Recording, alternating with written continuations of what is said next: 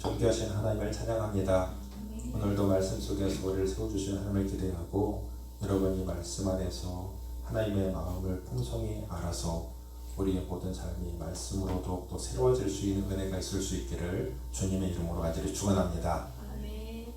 따라하실까요? 다만 여호와께 드리겠나이다. 다만 여호와께 드리겠나이다.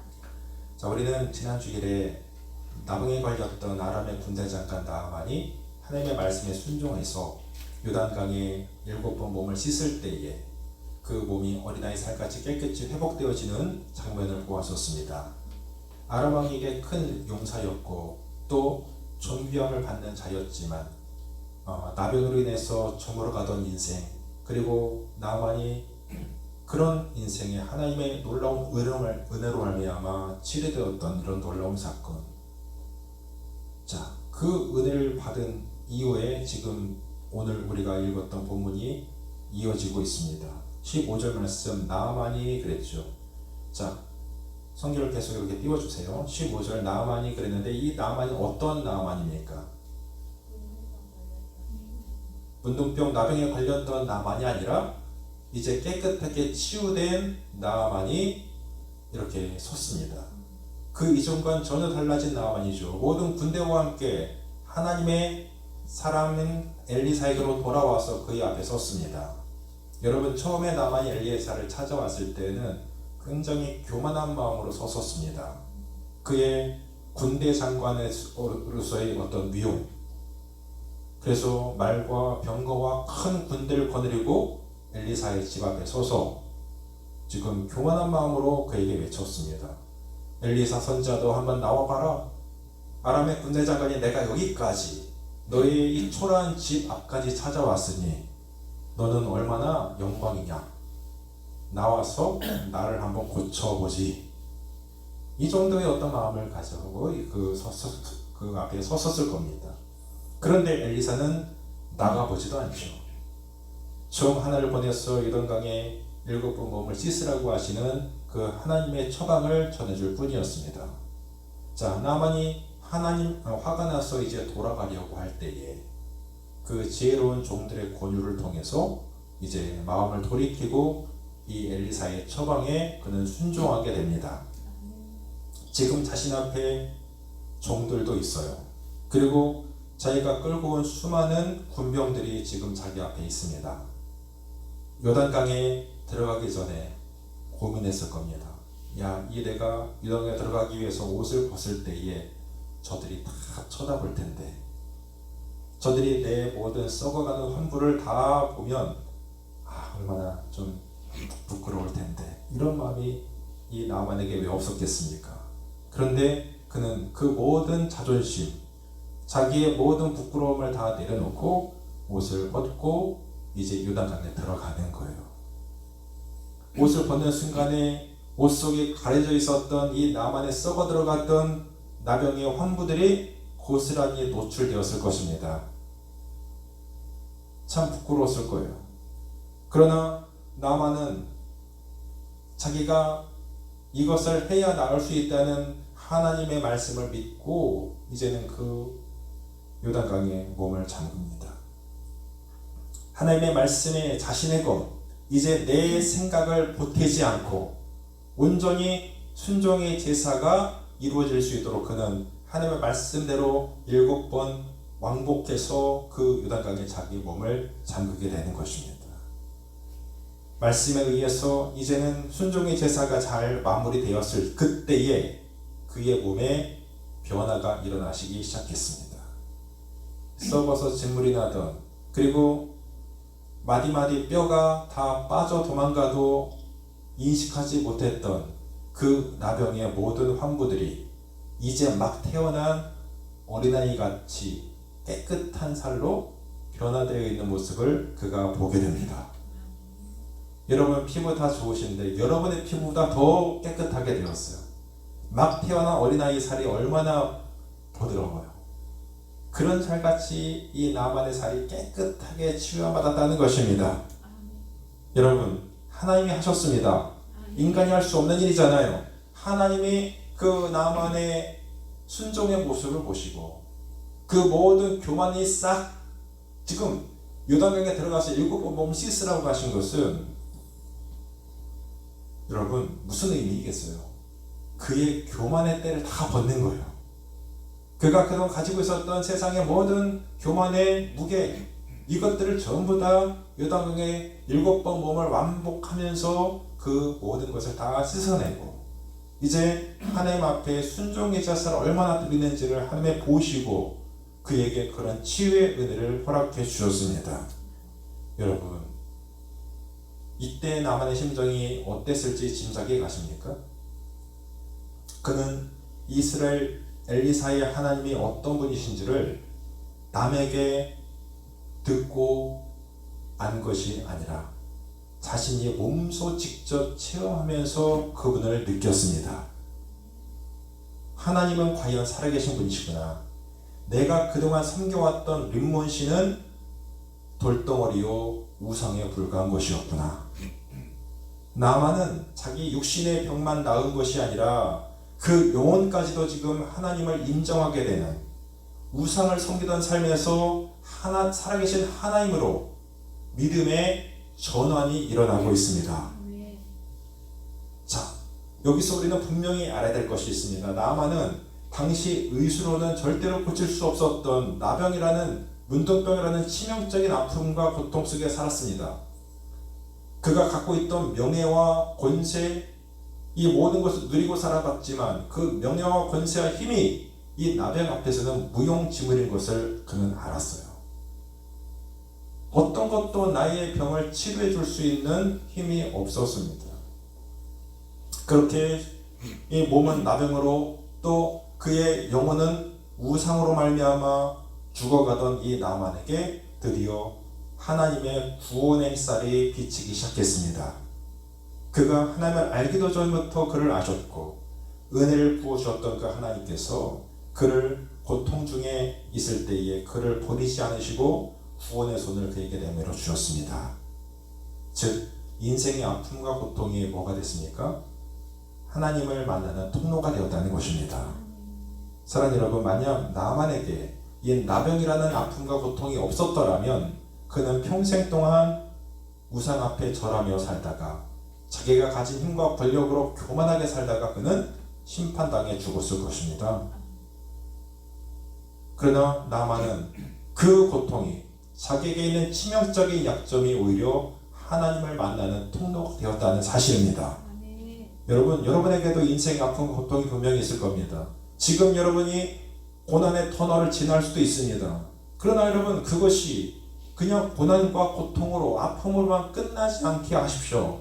여러분, 분명히 그 안에서 여러분이 발견해야 될 것이 있습니다. 고통 중에 있을 때도 나를 버리지 않고 우리의 손을 잡아주실 그 하나님. 그래서 우리의 갖고 있는 모든 조건으로도 어쩔 수 없을 때에 하나님이 내 삶에 개입하셔서 나를 위해서 일해주시는 그 하나님의 은혜. 그래서 오히려 그 고통의 순간, 눈물의 순간이 오히려 하나님을 깊이 만날 수 있는 통로가 되어줄 수 있다면 우리는 그 고통과 아픔을 통해서 오히려 하나님을 만나는 기쁨이 충만해지고 그리고 하나님을 향한 하나님을 만난 그 기쁨 때문에 우리의 모든 조건을 떠나서 우리가 영적으로 누리는 이 기쁨이 얼마나 클까요? 그렇기 때문에 여러분, 하나님의 일하심을 보게 될 수 있는 통로로 여러분의 고통과 아픔을 만들어 가실 수 있길 바랍니다. 여러분 정말 그렇게 하셔야 돼요. 하나님은 여러분의 아픔을 다 알고 계십니다. 그래서 다윗이 이런 고백을 하지 않았을까요? 시편 119편 71절에 보면 고난당한 것이 내게 유익이다. 이로 말미암아 내가 주의 윤례를 배우게 되었나이다. 그렇습니다. 이 지금 나만도 역시 그 은혜를 드린 거예요. 자기가 어찌할 수 없는, 자기가 갖고 있는 모든 조건을 통해서도 해결할 수 없었던 이 나의 질병, 이것을 하나님의 말씀에 순종했을 때에 그가 오히려 지금 생각하지도 못했던 자기의 몸의 변화, 그리고 몸의 변화뿐 아니라 이제 하나님을 만나는, 영적으로 하나님을 만나는 그 기쁨까지도 누리게 되는 이 나만의 모습을 보고 있는 것입니다. 자, 15절 말씀 더 보니까 나만이 모든 군대와 함께 하나님의 사람에게로 돌아왔어. 그의 앞에 서서 이르되 내가 이제 이스라엘 외에는 온 천하에 신이 없는 줄 아나이다. 청하건대 당신의 종에게서 예물을 받으소서 하니. 그렇게 깨끗하게 치러받은 이 나만이 군대와 함께 하나님의 사람 엘리사에게 도로 찾아왔습니다.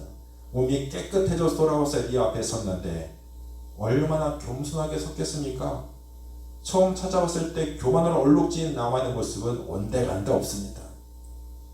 선지자 앞에 겸손히 머리를 숙이고 자기가 처음 했던 하나님을 고백하기 시작합니다. 여러분, 우리의 평소의 자세는 문둥병에 걸려서 교만한 나만의 모습입니까? 아니면 치료를 받고 겸손하게 하나님 앞에 선 태도의 나만입니까? 다시 15절 그의 앞에 서서 이르되 내가 이제 이스라엘 외에는 온 천하에 신이 없는 줄을 아나이다. 이게 바로 나만의 신앙의 고백이었습니다. 이것이 바로 이스라엘 하나님이 그 하나님 외에는 참 신이 없음을 이제 내가 알았습니다. 왜? 내가 만났으니까. 그분이 나를 터치해 주었으니까. 그분이 나를 치유해 주셨으니까. 그래서 이제 나는 그분만 참 신인 것을 내가 확신합니다. 청하건대 당신의 종에게서 예물을 받으소서. 우상만 설고 살았던, 섬기고 살았던 이 나만이 자신을 만나주신 하나님을 만나고 만져주신 하나님을 만나고 나서 하나님만이 참 신심을 고백합니다. 그리고 그 은혜에 감사해서 예물을 드리려고 하는 것이죠. 예물이 도대체 얼마예요? 지난주에 말씀드렸죠. 은 5억 1,300만 원, 금 85억 5천만 원, 왕족의 의복 10벌. 이것만 있으면 엘리사는 자손 대대로 편하게 살지 않았겠습니까? 여러분 같으면 받았을까요? 안 받았을까요? 욕심 나잖아요. 그런데 16절 말씀 이르되 내가 섬기는 여호와께서 살아계심을 두고 맹세하노니. 내가 하나님 앞에 맹세하면서 말하노니 나 하나님 앞에서 그거 받지 않을 거야. 왜요? 그 중에 일부라도 내가 받게 되면 내가 한 게 되잖아요. 하나님께서 다 하신 일인데 내가 그 예물을 받으면 하나님의 공로를 내가 도적질하는 거잖아요. 그러니까 난 그렇게 할 수 없어. 맹세하거니와 난 그렇게 안 할 거야. 그것 못 받아. 나만이 받으라고 강건하되 그가 거절하니라. 나만이 깨끗해짐에 감사해서 가져온 예물을 받으라고 그랬는데 엘리사가 사양하지 않습니까? 그랬음에도 불구하고 나만이 강권하면서 나만이 받으라고 계속 강권함으로 엘리사가 어쩔 수 없이 받았더라. 보통의 경우는 그렇게 되죠. 그런데 어떻게 합니까? 이것 좀 받아주세요. 일부라도 좀 받아주세요. 강권합니다. 그러나 엘리사는 단호하게 칼로 물을 자르듯이 거절합니다. 너를 낫게 하신 분은 내가 아니야. 하나님이셔. 하나님께만 감사해. 우리의 경우랑 얼마나 다릅니까? 우리는 누군가 나에게 좀 뭔가에 대해서 살해하려고 할 때에 봉투를 줍니다. 그런데 예의상 한 번 정도는 좀 거절해 보다가 어떻게 해요? 끝내는 내 주머니에 쓱 받아 넣는 것이 우리에게 더 자연스럽지 않겠습니까? 저도 그런 적 많아요. 남이 얘기하는 게 아니라 우리는 정말 그것이 더 자연스러운 모습 같아요.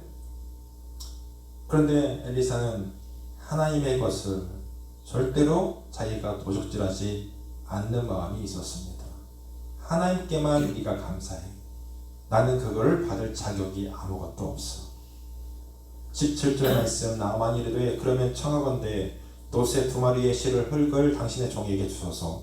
이제부터는 종이 번제물과 다른 희생제사를 여호와 외에 다른 신에게는 드리지 아니하고 다만 여호와께 드리겠나이다. 여러분 예물 받지 않은 엘리사에게 나만이 청 한 가지를 합니다. 무슨 청을 하냐면 노새 2마리에 이스라엘 땅에 흙을 실어 달라는 것입니다. 흙을 갖다가 뭐하게요? 내가 여호와만이 참 신이신 줄 안 이상 이제 내가 아람으로 돌아가서도 하나님께만 희생제사와 번제제사를 드리겠다는 것입니다. 아멘. 그런데 기왕이면 이스라엘 땅에서 가져간 이 흙으로 제단을 쌓아서 그 위에서 내가 제사를 드리겠다는 것입니다. 변화된 나만의 모습이 보이십니까? 18절 오직 한 가지 일이 있사오니 여호와께서 당신의 종을 용서하시길 원하나이다. 곧 내 주인께서 림몬의 신당에 들어가 거기서 경배하며 내가 내 손을 의지하심에 그가 내 손을 의지하심에 내가 림몬의 신당에서 몸을 굽히오니 내가 림몬의 신당에서 몸을 굽힐 때에 여호와께서 이 일에 대하여 당신의 종을 용서하시기를 원하나이다 하니 그랬습니다. 여러분 무슨 말입니까? 나는 이제 하나님만이 참 신이신 줄을 확실히 압니다. 그런데 내가 우리나라에 돌아갔을 때 아람 나라의 왕은 림몬 신당에 들어가서 그 림몬 신당에서 경배하면서 그 림몬 신을 섬깁니다.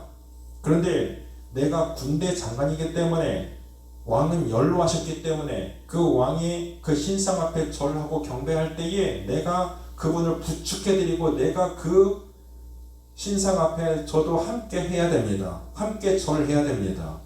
그런데 내가 앞으로 림몬 신상에게 절을 하더라도 저거는 돌덩어리일 뿐이야.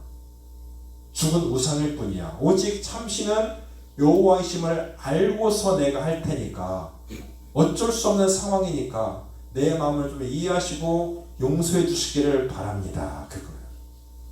이해가 되시죠? 당신이 용서하는 게 아니라 하나님께서 용서해 주시기를 간구해 달라는 것입니다. 19절 상반절에 보니까 너는 평안히 가라 하니라. 평안히 가라는 이 평안은 여러분 우리가 많이 썼던 샬롬이라는 그런 히브리 말이죠. 샬롬. 이 말은 인사말이기도 하지만 평안을 비는 덕담이기도 해요. 이 문장으로 본다면 지금 나만 장군이 아람으로 돌아가서 자기 직책상 어쩔 수 없이 아까 말한 대로 왕을 부축해서 림몬 신상 우상 앞에 절하는 것을 엘리사가 이제는 좀 묵인해 주는 것처럼 보입니다. 왜 그럴까요? 아람 나라는 하나님을 믿는 나라가 아닙니다. 지금 나만 장군은 나병을 통해서 하나님을 만났는데 아람 나라에서 하나님을 믿는 사람은 누구밖에 없어요. 이제 나만밖에 없습니다. 이 나만 한 사람밖에 없어요. 그러면 그 유일한 신자인 나만이 아람으로 돌아가면 신앙을 지키려 할 때 얼마나 어려운 점이 많겠습니까? 분명히 그런 애로사항이 많을 거예요. 그러니까 이 모든 애로점을 엘리사가 예견하고 그를 포용해 준 것으로 이해할 수 있습니다. 한 걸음 더 나아가서 하나님을 바르게 만난 이 나만이 언젠가는 그와 같은 자기의 상황을 스스로 이겨내고 탈피할 수 있을 것을 믿었기 때문입니다. 그러면 아람으로 돌아갔던 이 나만은 이후에 어떻게 살았을까요? 계속 양심의 가책을 느끼면서도 제2인자의 부귀 영화를 누리기 위해서 죽을 때까지 왕을 부축하고 림몬 신상은 우상 앞에 함께 절하며 살았겠습니까? 바로 오늘 본문 다음 장인 열왕기하 6장 8절 9절 말씀을 보시면 이렇게 되어 있습니다. 한번 읽어볼까요? 자, 한번 읽어봅시다. 시작. 그때에 아람 왕이 이스라엘과 더불어 싸우며 그의 신복들과 의논하여 이르기를 우리가 아무데 진을 치리라 하였더니 하나님의 사람이 이스라엘 왕에게 보내 이르되 왕은 삼가 아무 곳으로 지나가지 마소서 아람 사람이 그곳으로 나오나이다 하는지라. 자, 여기를 주목해 보세요. 얼마 지나지 않아서 이 일이 있은지 지금 나만이 치료받고 아람으로 돌아간 지 얼마 지나지 않을 때에 다시 아람과 이스라엘 사이에 전쟁이 있었습니다. 역사적으로 두 나라 사이에 많은 전쟁이 있었거든요.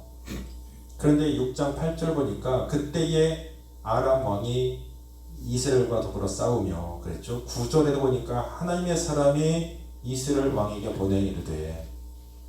자, 분명히 보니까 아람 왕이 나왔죠. 하나님의 사람이 나왔죠. 하나님의 사람은 누구예요? 엘리사죠. 하나님의 사람 엘리사. 또 엘리사가 아람의 전술을 알고 이스라엘 왕에게 알립니다. 이스라엘 왕 나왔죠. 자, 그러면 누가 나와야 정상이에요?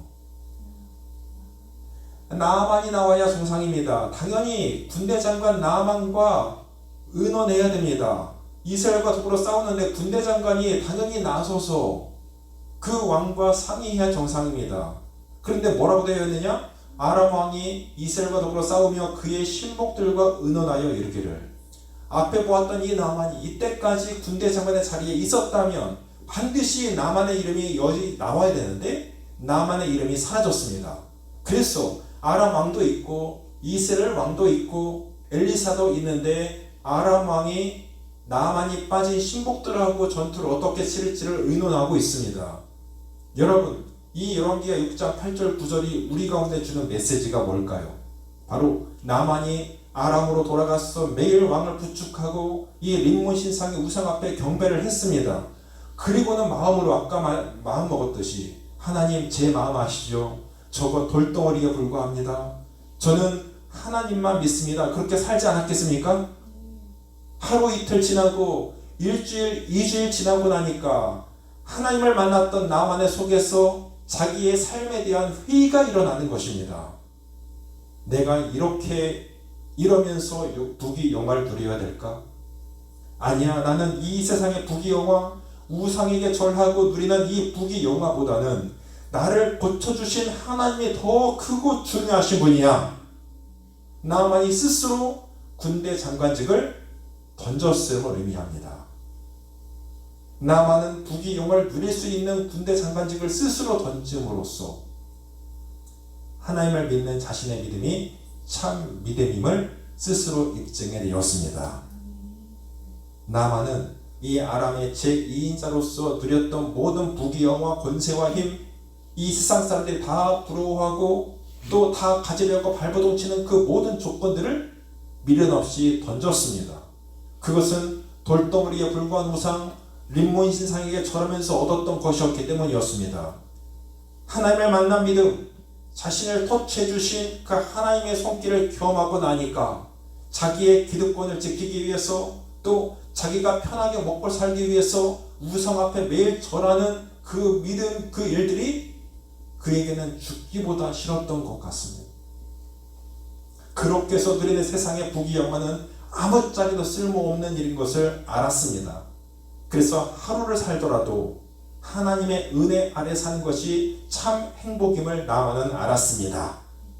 그러니 나만이 남들이 다 부러워하는 이 군대 장관의 자리를 버리는 일이 그에게 전혀 고민거리가 되지 않았습니다. 헌신짝 버리듯 버려버리고 하나님께 제단 쌓고 경배하면서 남은 인생의 시간을 살아갔을 것입니다. 나만이 미련 없이 차버린 것들을 여러분은 아등바등 지금 붙들려고 집착하는 그런 좀 미신의 어떤 그런 우상을 섬기는 마음이 과연 우리에게는 없는지요? 여러분은 하나님을 믿는다고 하면서 지금 뭘 붙들고 있습니까? 림몬 신당에 있는 그 신상의 우상입니까? 아니면 여러분을 치유해 주시고 구원해 주신 하나님이십니까? 다시 5장으로 돌아오시면 나아만이 엘리사에게 예물을 드리고자 할 때에 엘리사가 하나님 앞에 맹세하면서 받지 않는 모습을 그 옆에 엘리사의 종이었던 게하시가 그 모습을 다 옆에서 지켜보고 있었습니다. 아까 말했듯이 온, 은 5억 1300, 금 85억 5천, 왕족의 의벌 10벌, 이 어마어마한 예물을 거절하는 엘리사를 보면서 마음속으로 게하시가 너무 불편한 거예요. 주인님은 왜 저걸 마다할까? 이렇게 우리가 흉년으로 어려운 이때에 저걸 좀 일부라도 받으면 좋을 것 같은데 게하시는 그게 너무 아까운 거예요. 그냥 돌려보내는 것이 저와 여러분 마음 같지 않습니까? 너무 아까운 거예요. 20절 하나님의 사람 엘리사의 사원 게하시가 스스로 이르되 내 주인이 이 아람 사람 나만에게 면하여 주고 그가 가지고 온 것을 그의 손에서 받지 아니하였도다. 여호와께서 살아계심을 두고 맹세하노니 내가 그를 쫓아가서 무엇이든지 그에게서 받으리라 하고. 이게 욕심이에요. 사람의 욕심. 게하시가 엘리사의 후계자가 될 수 없었던 결정적인 이유입니다. 그 재물이 탐이 나서 이 엘리사 몰래 이제 떠나간 나아만의 일행을 그가 뒤쫓아가는 거예요. 욕심을 이루기 위해서 필요한 것은 뭐겠습니까? 거짓말. 거짓말로 자기의 모든 것을 포장하고 있어요. 21절 말씀 보니까 나아만이 뒤를 쫓아가니 나아만이 자기 뒤에 달려옴을 보고 수레에서 내려 맞이하여 이르되 평안이냐 하니 그가 이르되 평안하나이다. 우리 주인께서 나를 보내시며 말씀하시기를 지금 선지자의 제자 중에 두 청년이 에브라임 산지에서부터 내고 왔으니 청하건대 당신은 그들에게 은 한 달란트와 옷 두 벌 주라 하시더이다. 무슨 말이에요? 엘리사의 제자 중 두 청년이 엘리사를 찾아왔는데 그들을 먹이고 입히기 위해서 은 한 달란트와 옷 두 벌을 받아오라고 엘리사가 자기를 보냈다는 겁니다. 거짓말이죠. 그래도 양심은 있었나 봅니다. 전부 다 달라고는 못하고 일부만 요청했으니 말이에요. 나만은 게하시의 말을 전혀 의심치 않고 오히려 게하시가 요구한 것보다 더 큰 예물 은 2달란트와 옷 2벌을 게하시에게 건네주었습니다. 게하시는 그 몰래 챙긴 예물을 자기의 집에 감추어둔 이후에 엘리사의 초소로 아무 일 없었다는 듯이 복귀하게 되죠. 마치 여리고성 전투에서 하나님의 명령을 어기고 그 전리품 중에 금과 은과 의복 일부를 감추었던, 그래서 그것 때문에 하나님의 진노를 받아서 온 가족이 다 멸망하고 가장 작은 성이었던 아이성 전투에서 패배를 몰고 왔던 장본인 바로 아간의 범죄와 꼭 닮아 있습니다. 죄는 드러나게 되어 있습니다. 죄의 삭은 사망이라고 그랬습니다. 25절 들어가 그의 주인 앞에 서니 엘리사가 이르되 게하시야 네가 어디서 오느냐 하니 대답하되 당신의 종이 아무데도 가지 아니하였나이다. 여러분, 거짓말을 덮기 위해서 뭐가 필요합니까? 더 큰 거짓말이 필요한 거예요. 거짓으로 것을 덮으려고 하니까 이게 덮어지겠어요?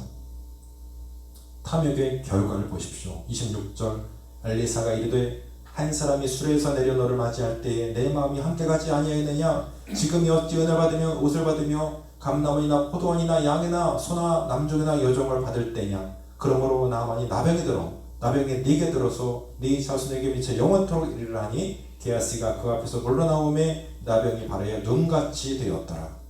여러분, 하나님을 속이고 선자를 속여서 재물을 탐했던 이 게하시의 말로는 참으로 비참했습니다. 나만에게 있었던 이 나병이 게하시에게로 옮겨가서 그에게 나병이 발하여서 그 자리에서 살이 썩어 들어가는 나병 환자가 그가 되었고 그 자손에게까지 그것이 영원히 전가되는 저주로 임했다는 것입니다. 여러분, 욕심이 잉태한 즉 뭐를 낳고? 죄를 낳고, 죄가 장성한 즉 사망을 낳는다고 그랬습니다. 여러분, 저는 하나님의 영광을 온전히 인정해드리고 보존해드렸던 이 엘리사의 믿음이 참 부럽습니다.